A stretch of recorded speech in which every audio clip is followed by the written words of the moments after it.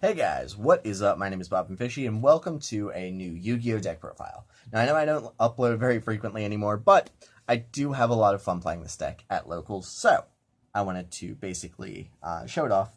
I actually won the most recent locals I was at, beating, what did I beat? Mass Heroes, then Pendulum Magicians, Trickstar, and in the finals, Altergeist.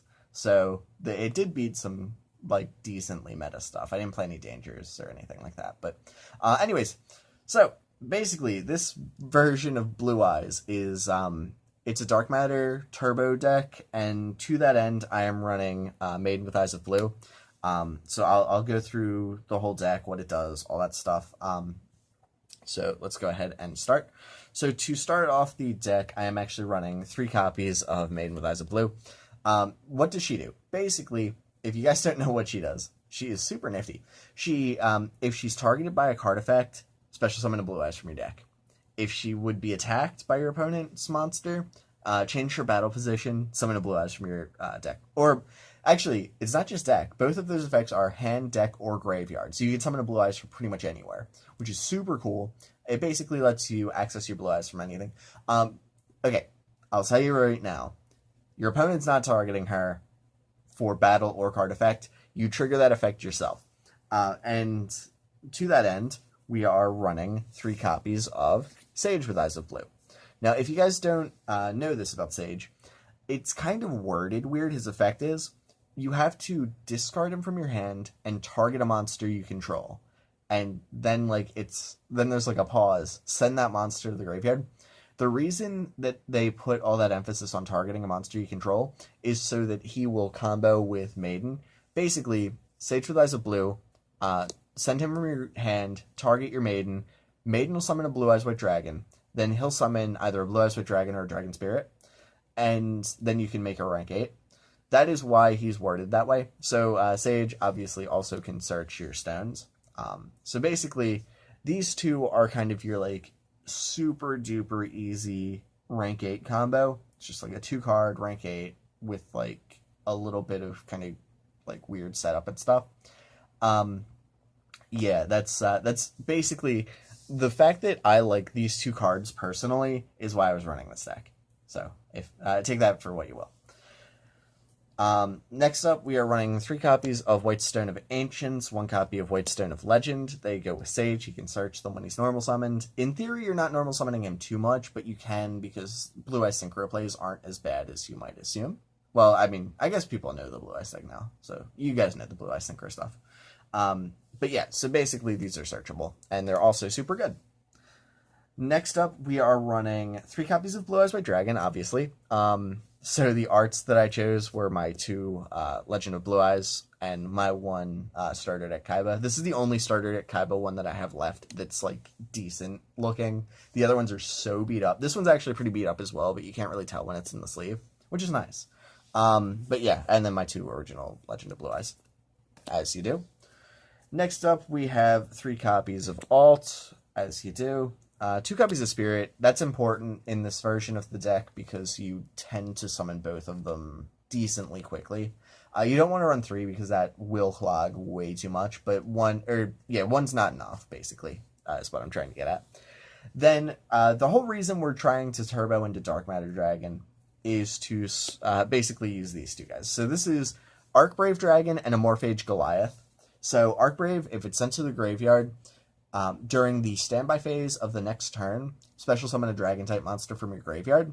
And then Amorphage Goliath is a dragon. And when he's on the field, neither player can special summon monsters from the extra deck. This is super debilitating for a lot of decks nowadays because they just straight up don't run removal that isn't extra deck based. So if you can essentially domain lock your opponent, you can just absolutely ruin them. A lot of Link players just scoop. So that's nice. And yeah, it's cool. So basically that's the reason we're running that. The only thing is this guy's a Nambo with the rest of the Blue Eye stuff. He's a level 7 for no reason. But this guy's a level 8, so he has a little bit of synergy there. So that's cool. Anyways, also, Archbrave here. He also has another effect that's kind of neato. If you revive him, you basically just banish all of your opponent's face-up spells and traps, which is kind of nifty. It doesn't come up a lot, but you can potentially just, like, banish your opponent's pendulum scales, which is really funny when it happens. So, like I said, it's not super relevant. It doesn't happen a lot, but it's funny when it does. So that's cool. He also gains a little bit of attack for it. Like I said, doesn't come up a lot, but, you know, it's funny. So I'm going to scoot these guys over to the side there. For hand traps, I'm only running 5. I was running Ghost Ogre, but honestly, like, it kind of stunk, so I took it out. It was already more than 40 cards, so it was like, ugh, I don't need these. So I'm running 3 Ash and then 2 Valor. I'm siding the 3rd Valor, but you only need really 2, in my opinion, because this is searchable with Sage if you need to. So yeah, it's Valor's pretty good right now, and Ash is just awesome. Always. So, yeah. Can't think of anything else I need to say about that. Like I said, I had ogres, I took them out. So for spells, we are running triple melody, which is awesome. 3 trade-in, also awesome. 2 cards of consonants. You can cut that down to 1 if you want. Honestly, I don't like it at 1. And then 3 return, 1 monster reborn, 1 soul charge, because it's blue eyes, and they're pretty relevant. I'm not running the Dragon Revival Rhapsody. I think that's what it's called. The one where you have to control a spellcaster. Generally speaking, I don't want my spellcasters on the field that long. And if I'm going to be using a spell card like that, it takes too much setup. I'm not going to have a spellcaster on the field turn 2. In theory, I'm not even going to, like, see a turn 2. I'm going to do my turn 1, then they're going to go to their turn and scoop. But, like, anyways, yeah, like, I don't know.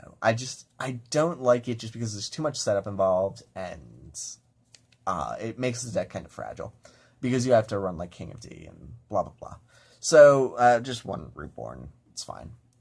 There are actually, you could run like Silver's Cry or something, but I like Reborn better. 1 Dragon Shrine, you could cut that because honestly, 1-ofs that aren't searchable are awful unless they're actually limited cards, like 1 for 1. And then, okay, this one's really cool. 2 of Where Art Thou? So this is a weird one. It basically, if you have Maiden on the field, it searches Sage. So the effect is, if you control a level 1 monster, add a level 1 monster from your deck to your hand, you can't, if you don't summon a monster with that name after you use that effect, you take 1,500 during the end phase.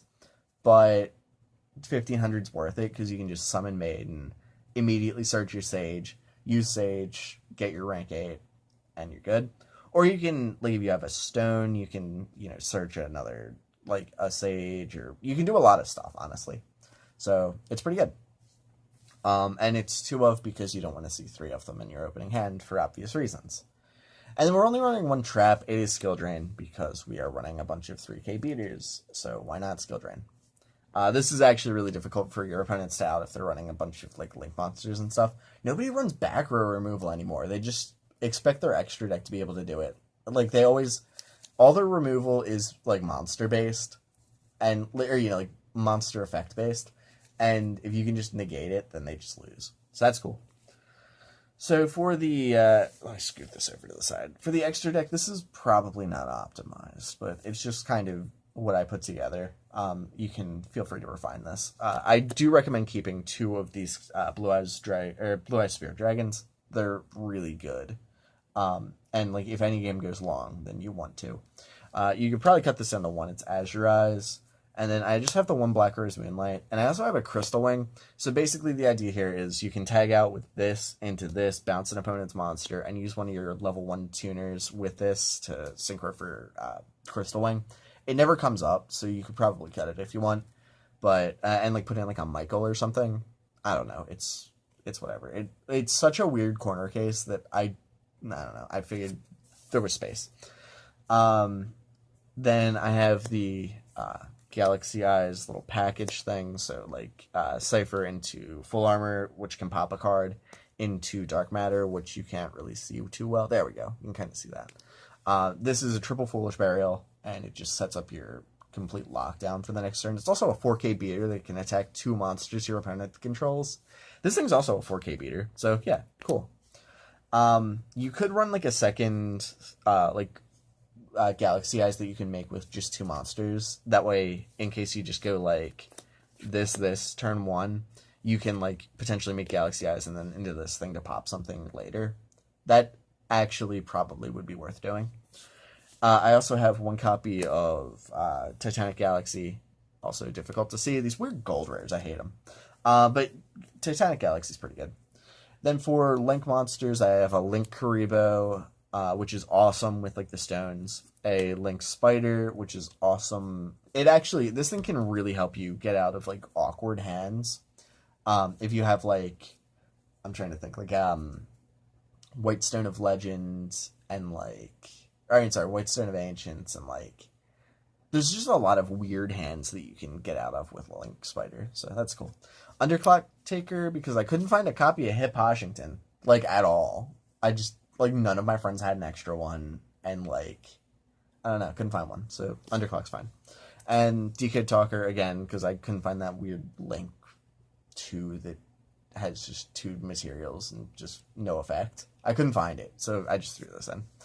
And then Blue Eyes Twinburst Dragon, don't run it, it's bad. Like, if you were looking to make this, viable or anything, you'll never summon this, so. But it's cool looking. I mean, look at that. I've always wanted to know, like, if there was basically a Cyber Twin Dragon for Blue Eyes, and now there is, so I'm running it. It's in my deck. Anyways, yeah, I think that's all. Side deck, I don't know, random side stuff like Raigeki and whatnot. Oh yeah, by the way, Raigeki is a side deck card, don't main it. Anyways, I think that's going to be it, so I do hope you enjoyed this video. If you did, I don't know, go to other Blue Eyes White Dragon video people and tell them that mine's better. No, I'm kidding, don't. Theirs is probably better. But, I don't know, I like Maiden, she's cool. So, yeah, I hope you enjoyed. I'll see you later, guys. Bye.